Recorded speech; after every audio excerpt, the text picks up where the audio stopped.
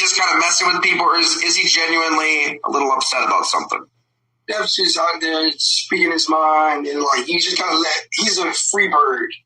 You just gotta let him talk. Like just let him like ramble. You know, like it's Steph.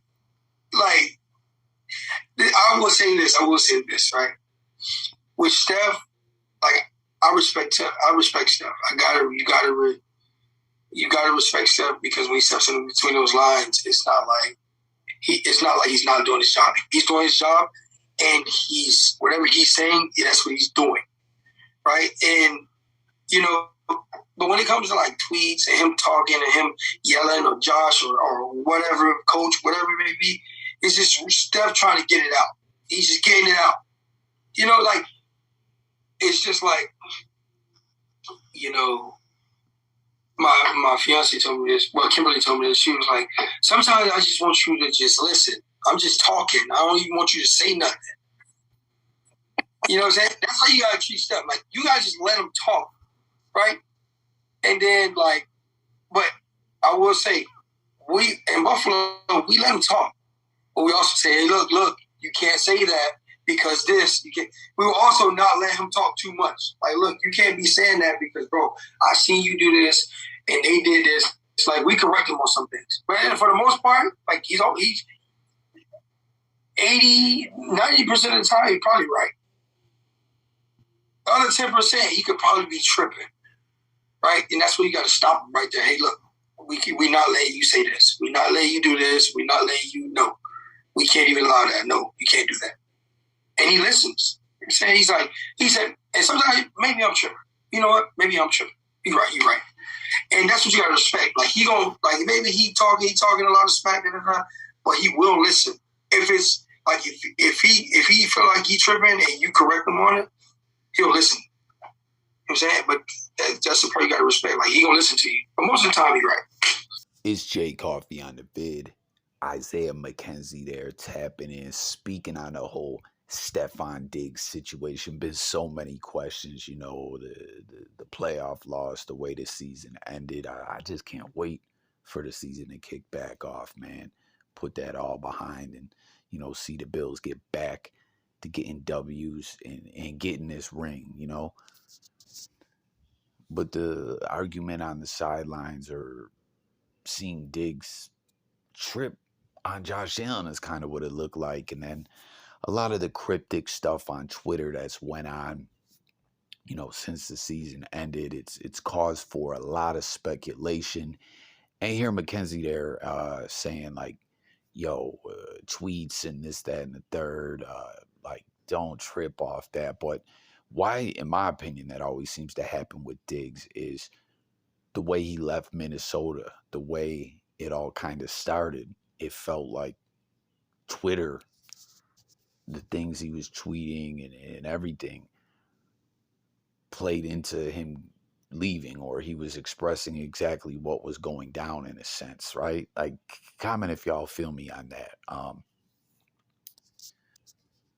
Like when Diggs wanted up out of there, he was tweeting about it. I don't know, but at the same time, he is very active on social media, and you hear Isaiah Mckenzie saying, "Man, Stefon's just a dude. He talks a lot in a sense. He's emotional, you know, but he's one of them guys you gotta let talk. But if you correct him, like he is listening, you know. I don't know, just a guy with a lot to say. And I mean, obviously this is his teammate. He played with him. He knows. But I feel like even as a fan, we kind of see that through Diggs. And I haven't read too much into the whole thing between him and Allen and him and the Bills franchise.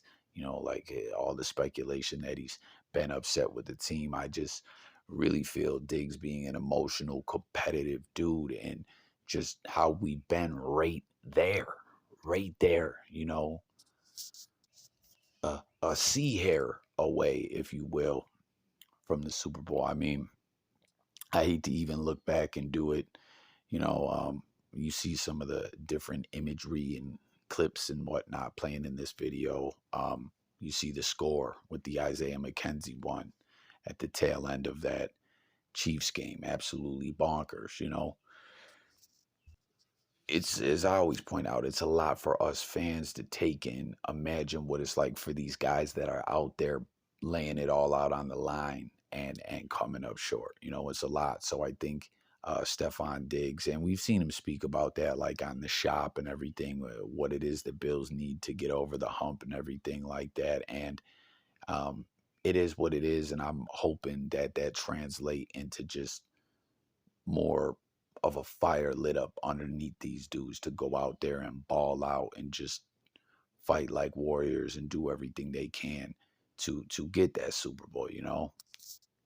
But you see different individuals leaving comments in response to this clip and everything, and some individuals are interpreting as they're like, "Yo, it's Mckenzie." To me, it sounds like he's talking about a problem in the locker room.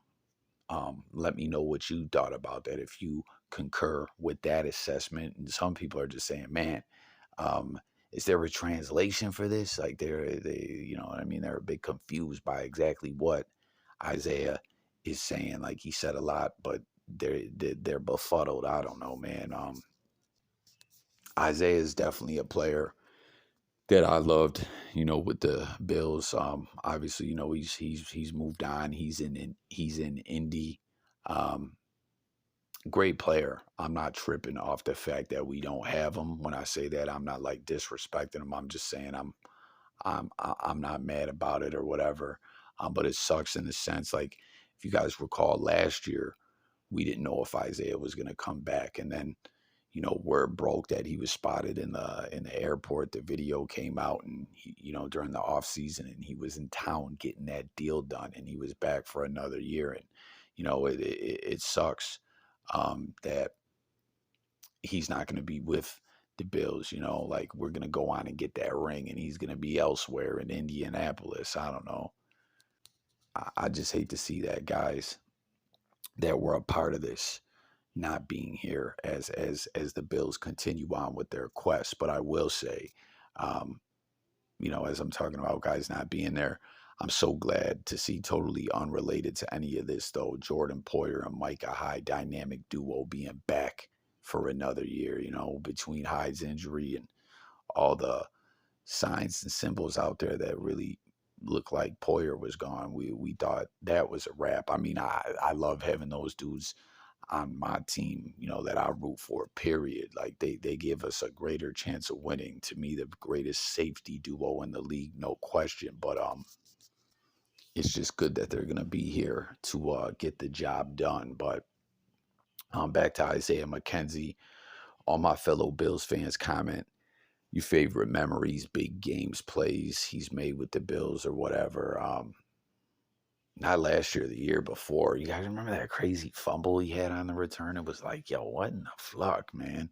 But a game that I always like to think back, that brings a smile to me as a Bills fan, thinking of Isaiah Mckenzie, is that one week 17 against the Miami Dolphins. I think Fitz was there two. No, or was two there?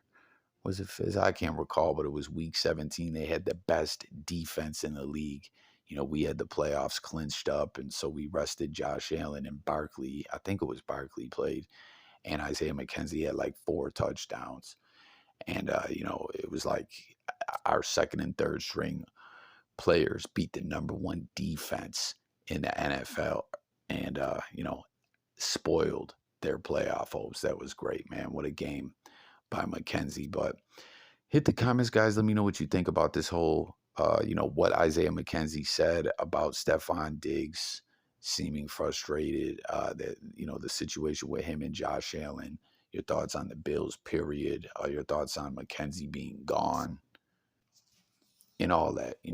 Let's discuss it below in the comment threads. As always, that's what we do over here on J Coffee Talk. We talk it up on sports, music, news, current events, life, and much more.